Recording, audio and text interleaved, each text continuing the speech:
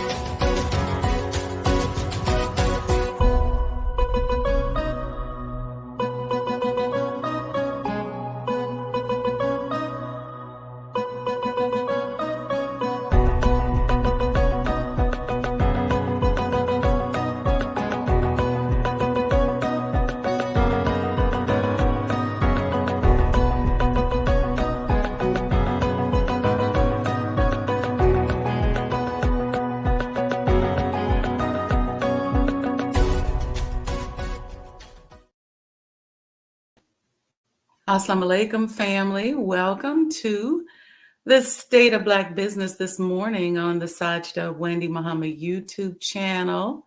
We got a name change coming soon. When I first received my spiritual name, there was so much branding out there with my name, Wendy, which Wendy actually means friend. That I just kept using both of them. But I'm thinking about moving this to calling this channel the Sajdah channel. I welcome your thoughts on that. But I'm growing into it and growing in that direction. That's just something that I'm thinking about. So anyway, welcome this morning.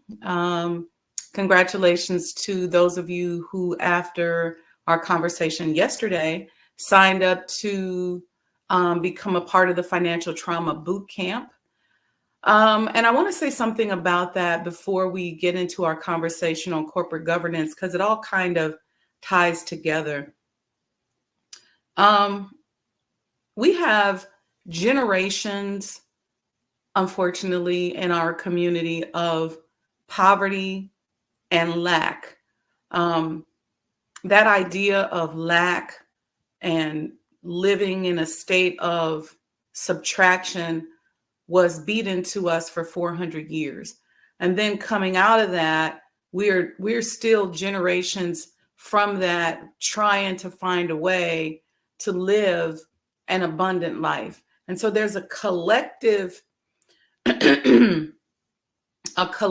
energy around financial trauma that impacts all of us, no matter who you are, or even if your family just coming right up out of slavery and into Reconstruction became very abundant, you still have to deal with the collective consciousness of financial trauma, meaning that you have people in your family that may see you a certain way if you have money. You have people in your family that may see you a certain way if you don't have money.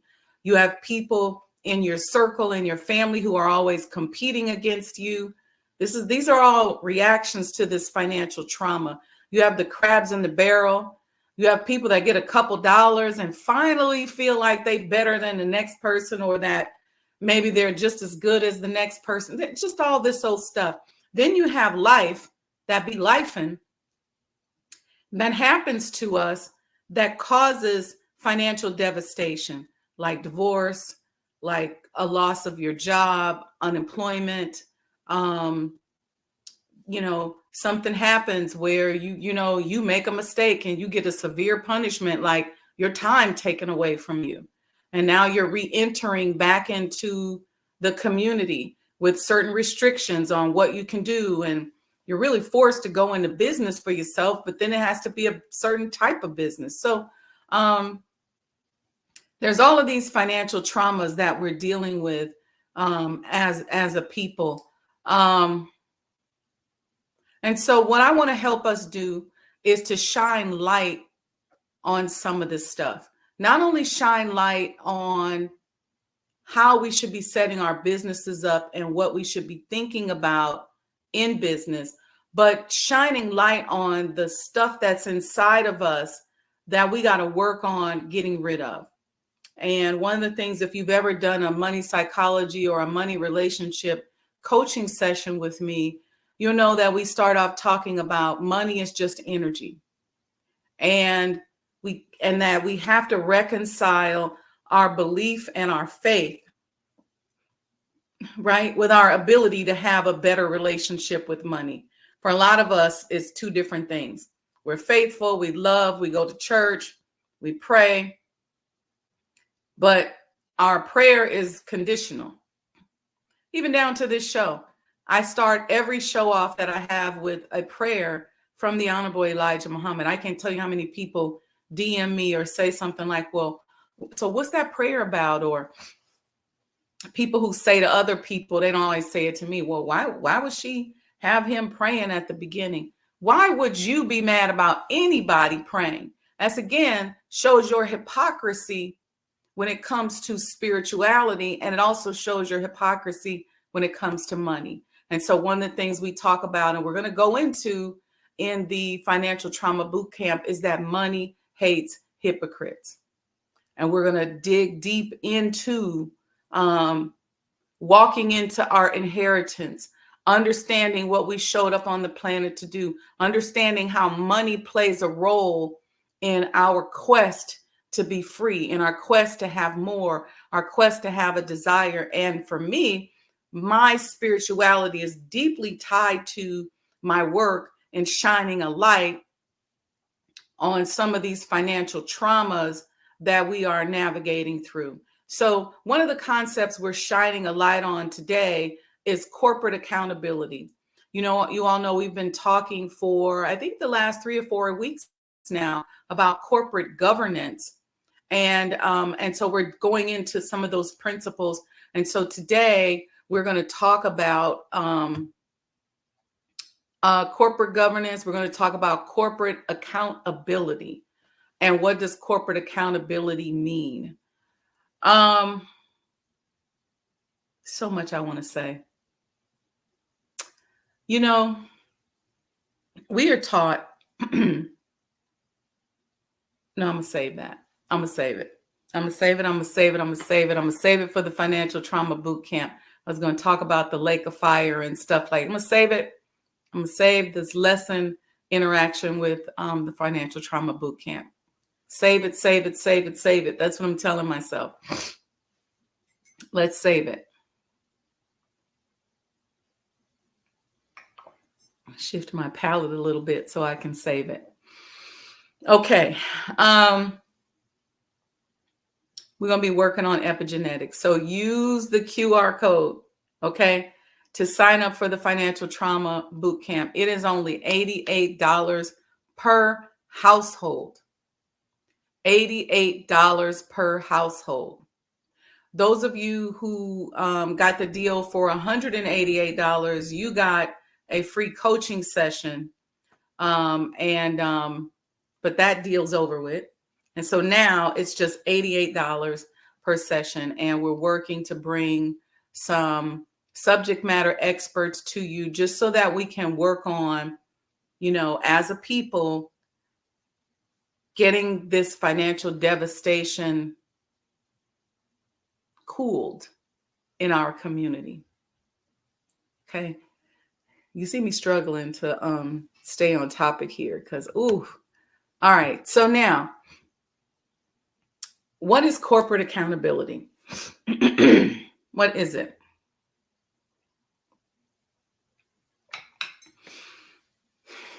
Corporate accountability.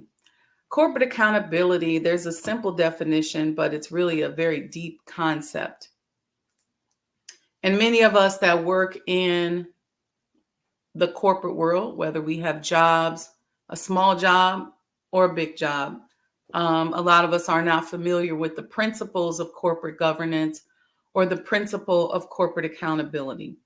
Corporate accountability simply means that companies, the definition is up here on the screen, companies are accountable not only to their financial stakeholders. We learned early in this series who our stakeholders are. Financial stakeholders can mean owners, stockholders. It could be a number of things. Go back and listen. We talked about stakeholders, but also to others such as their employees, those in the community, and the general public. So when a company goes public, okay, and they have their annual financial audit, all of that audit is not numbers based. There is a review of the tone at the top of the corporation. We talked about that. And there is a review of their corporate governance. And so it talks about all of the controls and all the things that we've been talking about in this series. And corporate accountability is actually one of them. You don't hear a lot about it unless there's a disaster, right? Like a big oil spill. And then the company will come out and they will have their corporate accountability statements, and they'll have their corporate accountability offers and owners and attorneys and all of these people who come out and will put together a statement and they'll take certain actions. A lot of companies just straight up simply ignore their responsibility and their corporate accountability responsibility. I guess you could say it that way. Many of them ignore that. So they will, and this is a big thing right now in government, right? You got antitrust issues happening. This is why this election is very important, because you have a lot of companies out here violating antitrust laws. And I think we may do a show on corporate antitrust so that you understand what that means, creating monopolies, putting smaller businesses out of business. There's a lot of lawsuits that you see the DOJ, the FTC, that they're waging. I think there was one against Google recently. There's one right now against grocery store chains, trying to prevent them from creating a monopoly and doing things like price gouging. These are the kinds of topics that we should be questioning our candidates about. Things like corporate accountability and what are we going to do to enforce it? Because a lot of companies will introduce goods and services, especially into marginalized communities, and this happens around the world, that are bad for people's health, that pollute the air, that pollute the water. These things are not legal. They are illegal, especially and specifically for companies that are publicly traded. Okay. And specifically for companies that are governmentally regulated, and for companies that receive and have government contracts. And that's a lot of your big businesses out here. Well, I think that as small businesses, when we go into business, when we begin to introduce these good, much needed goods and services into our community, it's important that we are equally, if not more, accountable to our community, especially for those of us as conscious entrepreneurs, because we don't want to go out here and mimic the same business models that have abused and taken advantage of us for so many years. So this concept of corporate governance is often twisted and manipulated. Oftentimes twisted and manipulated. And it's very interesting to see it when you understand the concept, to watch the news or pay attention to some of these articles and see how they're blatantly and openly violating that principle. There's a precedent that has been set, and I'm going to call it the corporate world. But in the corporate world, where certain principles and certain rules apply to certain people, but not to other things. And there's oftentimes this deceptive intelligence that leads the way. Simple case in point, many of the people who were slave owners who kidnapped us from Africa and brought us here on the ships, they named their ships Jesus. They were required to be very knowledgeable about the Bible. They were required to be accountable to their stakeholder, and one of the stakeholders they believed was God. So this level of deception has existed since the creation of this form of capitalism on this side of the world. It's very deep and very interesting. And then we went through a phase, if you ever watched the series, The Men Who Built America, and you study, where we went through a phase where people who were marginalized, but who were not Black, began to rise up and wage war and say, wait, you can't treat us like them. And so there was that whole movement. But we're gonna cover some of these topics on our Tuesday morning show. We're gonna cover this antitrust. We're gonna talk about the Federal Trade Commission so that you understand what their role is. The challenge, though, with them right now is that they're so busy and there's so many cases. And oftentimes, unless a case gets a lot of press,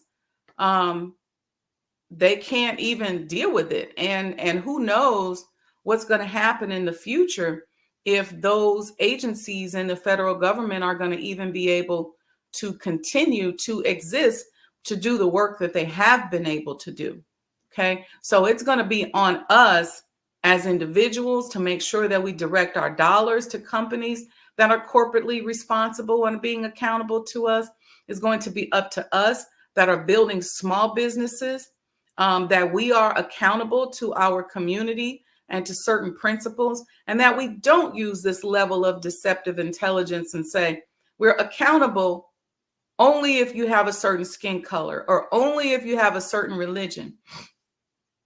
You have people who are, quote unquote, highly religious, people who are Muslims who come into the Black community and sell pork. So it's like, okay, we don't eat pork in our community, but we don't care. We'll sell it to y'all. You have people who come here and they may be Muslims, they may be Christians, and they don't drink, but they open liquor stores and sell liquor in our community. And they create advertising and ads and do all kind of things to get us addicted to a substance that their religion forbids them from. We're not trying to be those kind of people. See, when the Honorable Elijah Muhammad taught us to get up and do something for self, he did not teach us to treat people a certain way depending upon who they are and what background they came from. He didn't say, okay, you can do well by your community, but you can abuse other people. You have no history, no record of the Honorable Elijah Muhammad ever conducting himself like that. In fact about it, he always took the best of the best from our community and offered opportunities. You all heard me read what he did for the 1968 delegation from Georgia, Democratic delegation from Georgia who wanted to come to the DNC. You've heard me talk about countless stories of people saying, man, he funded our organization. He saved our home. Levels of generosity and accountability that are known and that have built a reputation in the community that is really unmatched to this day. And the Honorable Minister Louis Farrakhan, in teaching us the principles and the life and showing us how to love the Honorable Elijah Muhammad, has done the exact very same thing. So this is why I say, when we talk about the Black Muslim Business Directory, that we are some of the most investment-worthy, creative entrepreneurs on the planet. You know why? Because we're not adopting these levels of discrimination that are so part of the fabric of the capitalist society that we live in. We're not adopting that as we set up our businesses and as we go in and do business. Are we concerned about our community? Absolutely. Are we concerned about making sure that our dollars circulate in our community? Absolutely. Are we concerned about buying Black and buying Black Muslim? Absolutely. But are we abusing people? Are we planning to introduce goods and services into other communities and taking advantage of their conditions? Absolutely not. We in no way are taught that.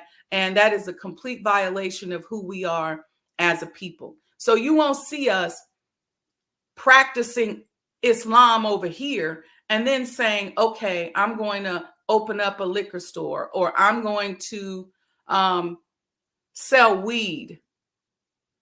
I've seen people who you go into their store and they got prayer rugs and stuff in the back, but they selling heroin in the front.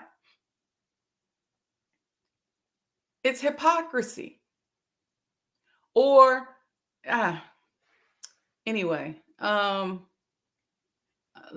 me stay on topic here. We're talking about corporate governance, corporate accountability.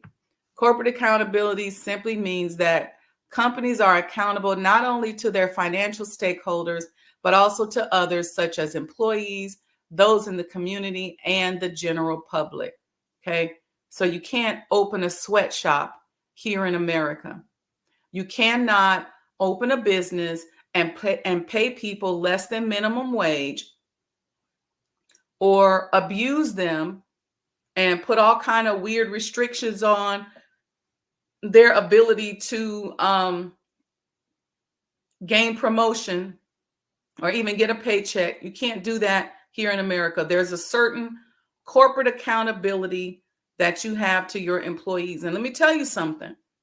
This is where a lot of small businesses make big mistakes. And I'm just going to say it because oftentimes you got owners who are preying on employees, who offer jobs, offer opportunities that become a lifeline for that person. You may have a woman who's a single parent, taking care of her children, probably got responsibility of taking care of a man at home too, who may be in a position where he's struggling to get a job because maybe he's made some mistakes in life. So she's got a heavy burden. She goes to work for you. You take advantage of her and make her think that you're going to change her life. She starts having relations with you. And then when you meet somebody else that looks better, or because you got somebody at home, you start dogging her and making her feel like her promotion is going to be impacted. Her paycheck is going to be impacted. You cannot do that in America. That's illegal. And you should not be doing that principally in general. And you may not realize that's illegal, but if you work for a company that is publicly traded, a company that is regulated by the government, any government entity, or you're receiving government funding, you cannot be up in there messing around with your staff and dangling their paycheck or their promotion or their quality of life at work over their head, all because you want to get your rocks off. That's not corporate accountability. This is the kind of stuff we're talking about. And this is the kind of stuff that we got to tease up out of our businesses. And we got to make sure that as small business owners, we're not doing that kind of thing. And I don't mean this to single out men in this case, because you got women business owners that are doing it too, but it's very heavily prevalent with male business owners. And I'm going to tell you something, brothers. If you business and you're in a business and most of your staff is women, get you somebody that can be a buffer between you and those employees, because a lot of those women as well have come up in an environment where if they do a few little unsavory things, they can get a couple of dollars. And you might end up creating this beautiful harem of women that do anything for you, that you get them to do anything for you. You know, you might be able to create that, but it's only a matter of time before it's going to take you down. It's only a matter of time before one of those women are going to take you down, or your energy as you navigate around the world is going to attract the wrong things to you, and you're going to end up getting taken down. So you have a corporate accountability to your employees to make sure they're safe, to make sure that they have a certain environment, to make sure that they're protected. Did you know that? You might have a dangerous job that you got to do, but you have to try to protect them to the best of your ability. That's the reason why a lot of these companies that have corporate stakeholders that are public or government, you will see them talking about safety standards. They'll make you take a safety class. because they have a responsibility to make sure you are safe. All right. Let's go on to the next point. Corporate accountability maintains that businesses should be held responsible for the impact of their actions on society and the environment. Okay. So when you go into business, don't just think I'm just this small business person. Be accountable to your community.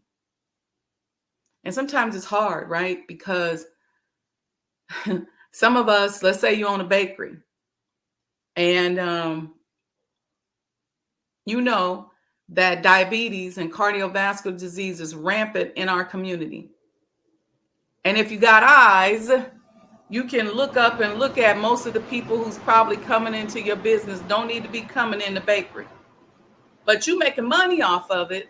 So it's very difficult to be responsible. Very difficult. But you got to find a way. You got to find a way. You have to find a way to be responsible and to be accountable. And I keep holding back on this.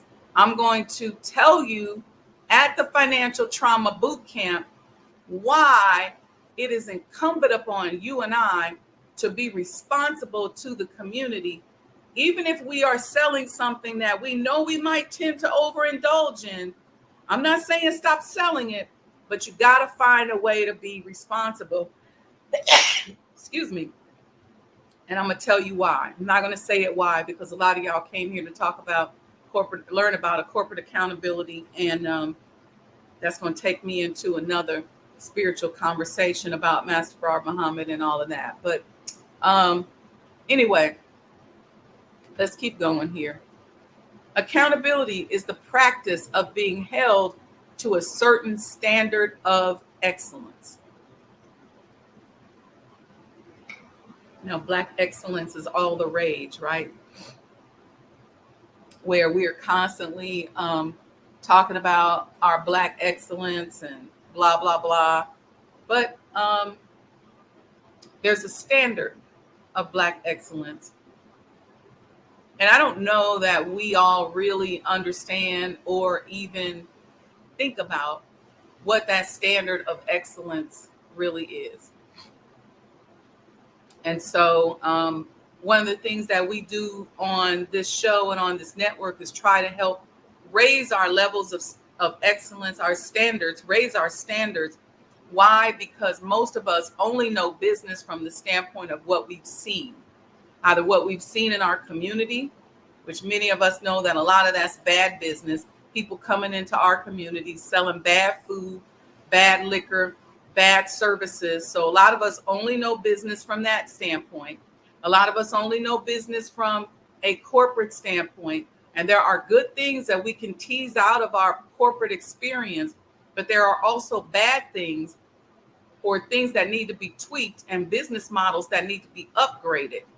Okay. So accountability is the practice of being held to a certain standard of excellence. And like I said, the question becomes, who's going to hold you to that standard of excellence? Okay. Who is going to hold you to that standard of excellence? If you are a conscious entrepreneur, you are going to hold yourself to that standard of excellence. All right. But, and a lot of companies do. I won't say, there's a lot of companies out here who are very, very accountable, very, very responsible, that have standards of excellence that they hold themselves to. A lot of companies. But in addition to that,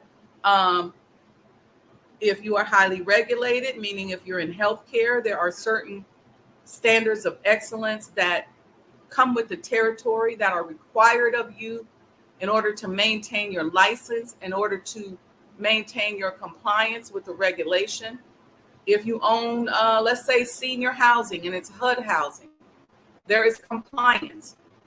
That compliance is designed to hold you accountable to a certain standard of excellence. Okay.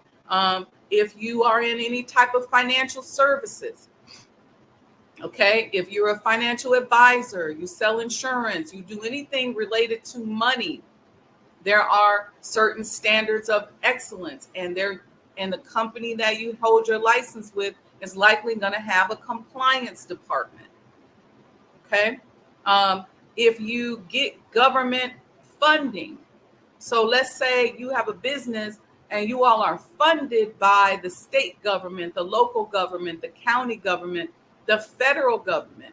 There are certain rules of compliance that you are going to have to be aligned with in order to continue to be in good standing and maintain that contract. So accountability is the practice of being held to a certain standard of excellence. And those standards are defined by who your stakeholders are. Okay. There are 3 C's. Some people say 5 C's, but we're going to stick with the 3 C's. 3 C's of corporate accountability. It's character, courage, and commitment. All right. Character, courage, and commitment. Let's see. I've been ignoring the chat. I see y'all down here. I see you, Sister Betty. She said, Happy Tuesday. Thank you, sis. I see you, Servant Nasir.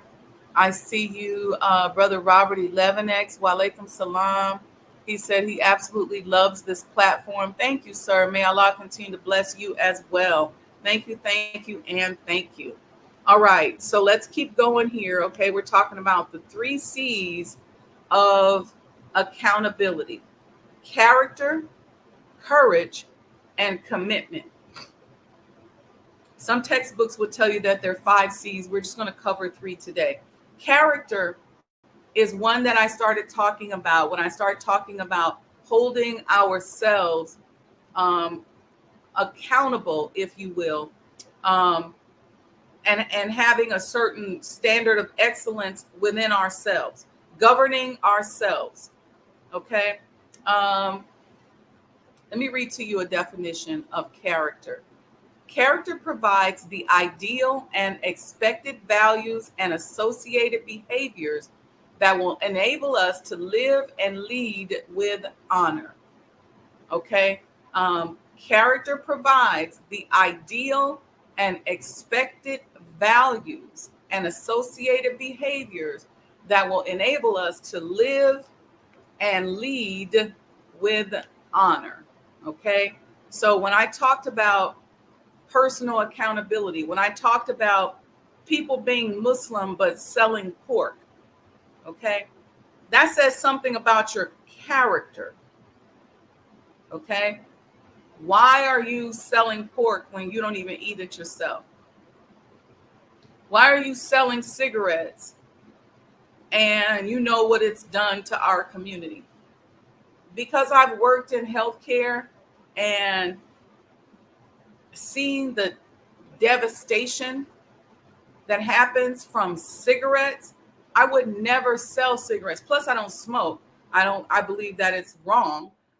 So I would not compromise my character and sell cigarettes. Okay. I watched 90% of our patients in a vascular surgery center be people who smoked. And the thing that's messed up about smoking is I've had people tell me that it was harder for them to stop smoking than it was for them to stop doing crack. And you have people who start smoking, especially in Maryland, where that's Marlboro country. People started smoking, especially back in the day, at a very, very early age. People would say, I started smoking at 12. I stopped when I'm 20. Or I remember one lady say, I started smoking at 12. I stopped when I was about 30. Well, now she's 70 and she's suffering from cardiovascular disease. And she said, it can't be from smoking because I ain't smoked in 40 years. Yeah, you messed your vessels up back then. And then the other parts of your lifestyle, your diet and your behavior didn't support the repair of those vessels. So through age, through wear and tear, through continued injection of poison into your body, it's just a cocktail. And so here we are today. So for me, I would never sell cigarettes. That's part of my personal accountability. That's just there's a lot of things that I would not sell, but that's just me personally. There's things that are not illegal that people sell that just, for me, I personally wouldn't go into and sell, just because I've been exposed to the devastation that some of these things cause. All right. So we're talking about character, courage, and commitment as the 3 C's of accountability. All right. Courage is the next one. Courage, they say, is the corporate definition is, it is essential to living up to our character ideas. Without it, we will fold, blah, blah, blah. They talk about that. But see, courage is, let me just give you courage from just a non-textbook standpoint. Courage is when you are afraid of doing something. You're afraid of something, but you push through it anyway. Okay? A lot of us, going back to our financial trauma and the financial trauma boot camp, a lot of us are experiencing financial devastation, and we're unable to break the cycle of struggle and poverty in our families because we don't have the courage to do so. I'm going to say it again. Many of us are dealing with generational poverty, and we don't believe it because we think, well, my house is better than Big Mama and them house was. They was living in that old house downtown. But let's talk down south. Let's look at the conditions then and where they lived, and look at the conditions now and how you live. You may have a better house, but you still might be struggling. You still might be living paycheck to paycheck. You still are not in a position where money is not a factor. You're still in a position where you got to work from can't see morning to can't see night just to pay for your house and keep your children happy. Why is it that we can't break that cycle? A lot of it is because we don't have the courage. And even those of us as so-called spiritual people, we're stuck on a hamster wheel, and we're heavy spiritually when it comes to finances because we don't really have the courage to step out and do for self. We're worried about what somebody's going to say. We're worried about how we're going to look. We're worried about our position in the church, in the mosque, in the sorority, in the fraternity, in the community. We're scared to let somebody see us working hard. See, you got to create some kind of movement in order for something to happen. How many phone calls did you make today to sell that service, that good or service? How many phone calls did you make? How many people did you tell? Or are you just walking around like people supposed to just read your mind and know what you do and what you're selling and how you do it? And then you go home to your wife or to your husband or to your family, to your children, and you can't take care of basic things. Why can't you do that? Because it's a courage issue there. And you might not believe me, but if you book a coaching session with me, I will show you. I don't care how impactful you are as a person within your organization or who you think you are. I will show you a courage issue that is blocking you from being accountable to your stakeholders. Who are your stakeholders? Your family, your children, your wife, your husband, whoever it is that you are responsible for taking care of financially, those are your stakeholders. But there's a courage issue there. And it might be deep down inside. You might be the biggest Bible thumping person on the planet, and you like, ain't no way in the world. I got faith bigger than a mustard seed. At least that's what you think. And if nothing else, it's something going on up here. It's the way you think, the way you move, the way your mind works. Even if the courage issue is your heart, mind, reconciliation is usually a courage issue. And I stand on that. I've never been proven wrong on that by anybody who comes and books a session with me. And we have a conversation, and we will uproot a courage issue, some insecurity that we don't have the courage to face. Something we don't have the courage. I'm gonna give you an example. No, this is not. Well, yeah. When I was deciding whether or not to move to Maryland to help build these healthcare institutions, I was living in Chicago, and I was talking to my cousin. I was talking two people. No, it was three people that pushed me and either talked directly about courage or gave me an example about courage. Because I was used to being here in Chicago. I was based in Chicago. I would just travel, but I was coming back, and something was saying to me that this next phase in your development, you got to make a move that you maybe didn't plan on making. And it always said to me, you'll be back. You'll be back to Chicago, because Allah put it in my spirit to make this home base. This is headquarters, right? And, but you got to go for a minute. And I was afraid, but I was not admitting that I was afraid. I was afraid because I never felt like the area resonated with my spirit. But I was using deceptive intelligence by over-analyzing the situation. And I remember calling my brother, and he said, fuck it. If it don't work, just come back.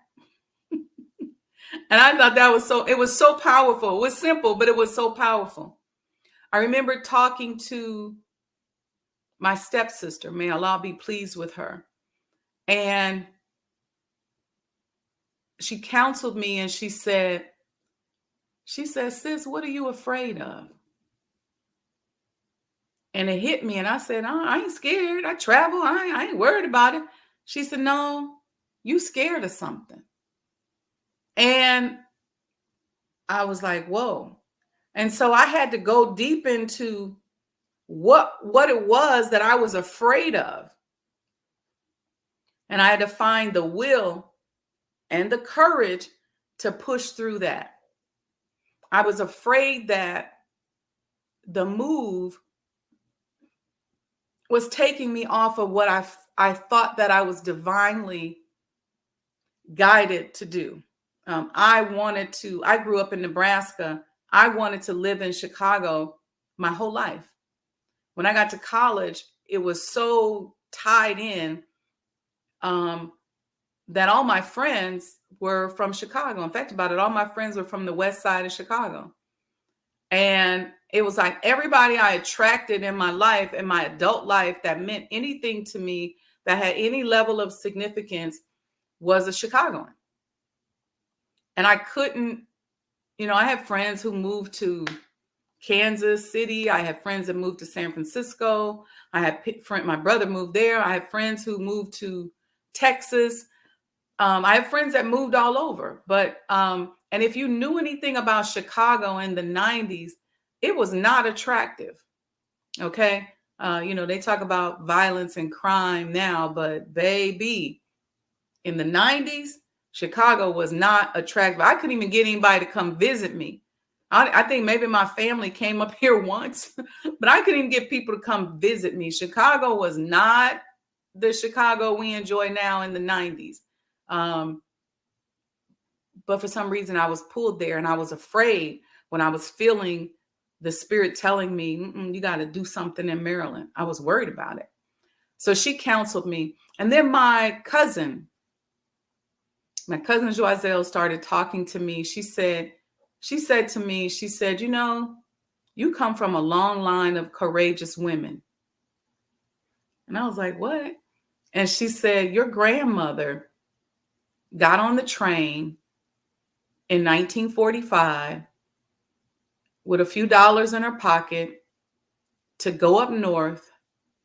She got on that train by herself, not knowing what was going to happen to her, if she would be raped or killed or hurt. So many women lost their lives and all kind of stuff during those transports coming up north because they were by themselves.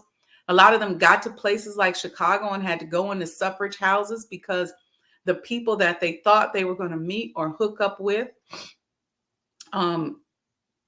weren't true to their word, or when they got up here, the conditions weren't what they thought it was going to be. That's why you have like the Phyllis Wheatley House and the Elam House here in Chicago. Those were women's suffrage homes because we were not allowed to go to the Hull House or places like that where other women who were suffering went to.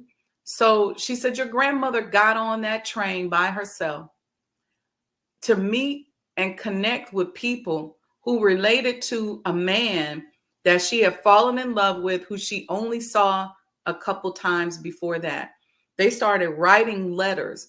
So there was no FaceTime. She didn't see them. She didn't know them. It took a lot of courage. They didn't even know what she looked like. She had to put a flower in her hair. And my mom tells a story all the time about how they said, well, how will we know you? She said, I'll be the one with the carnation in my hair.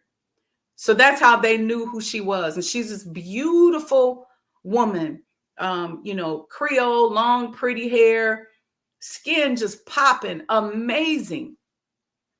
1945, and she gets on the train, dressed up. You know how they dressed up when they traveled by herself and went to Omaha, Nebraska to meet up with a man's family. And mind you, he was not even there.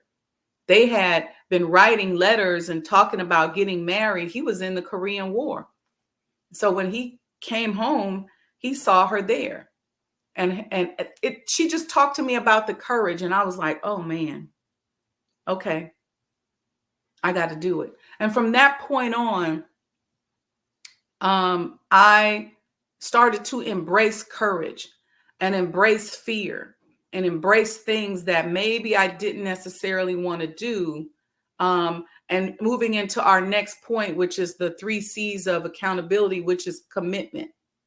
And I started making a commitment, okay, to being courageous, to being accountable to myself, and making certain commitments to myself to honor myself.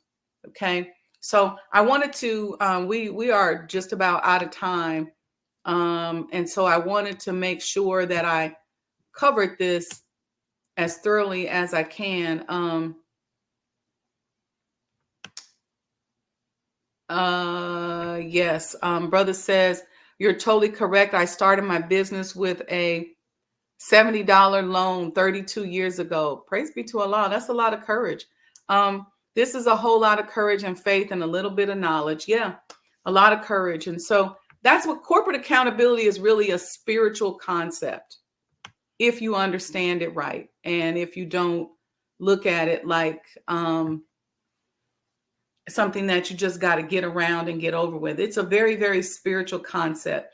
And when we build businesses, if you build businesses with me, we are going to be very intentional about creating spiritual principles that we fold into our policies and our procedures and the way in which we move and the way in which we operate and function. And it's a way that we infuse out these great teachings into our businesses.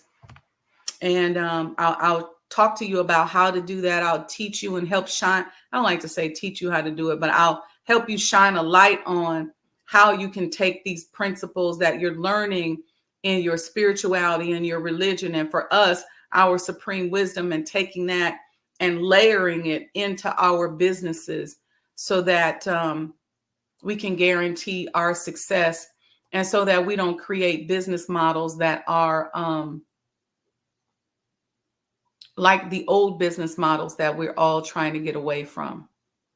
All right, family. So with that, I thank you all for listening this morning. I pray that you got something out of it.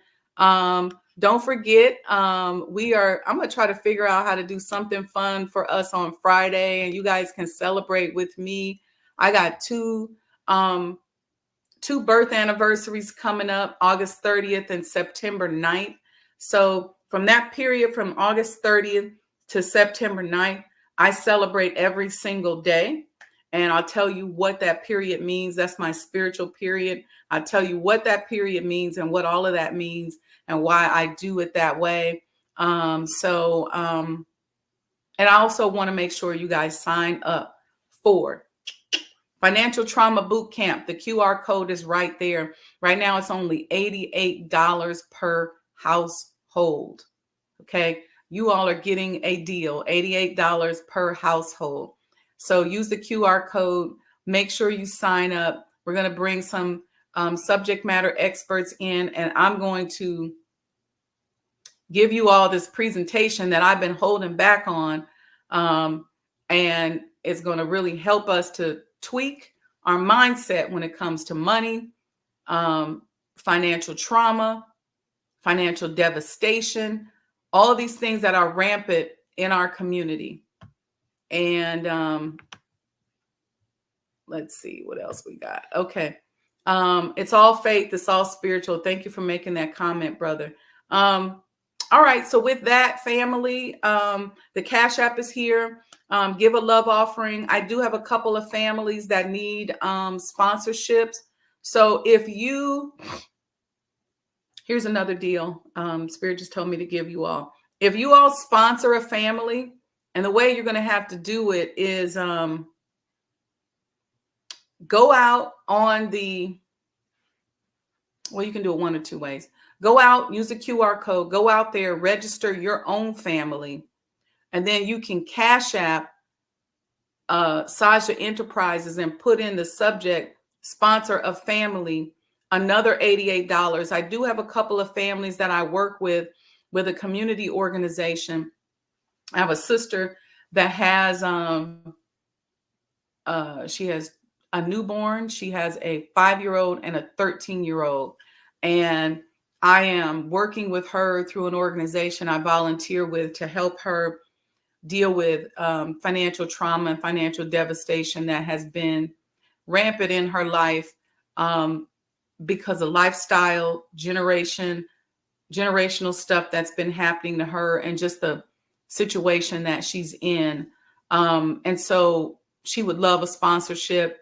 And I have a couple of families like that. So it's only $88 per household because I want everybody to bring their children, sit their children around.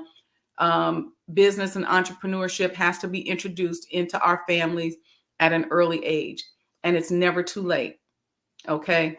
All right. So with that, family, love you all very much. You got 2 assignments: Financial Bootcamp, Cash App, Sajdah Enterprises. And then the big assignment is to make sure that we are corporately accountable to the levels of excellence that we apply to ourselves. Don't wait for somebody else to tell you to do good. Don't wait to see what somebody else is going to do good. And if they're going to do good, you make sure you do your part. All right, family. Love you all. Peace and blessings. See you all Thursday. All right. And I may go live. Tomorrow. But I'll let you guys know because there's a couple things that we need to talk about and go over that have been coming in real strongly that I want to share. All right. Spread the word. Peace and blessings.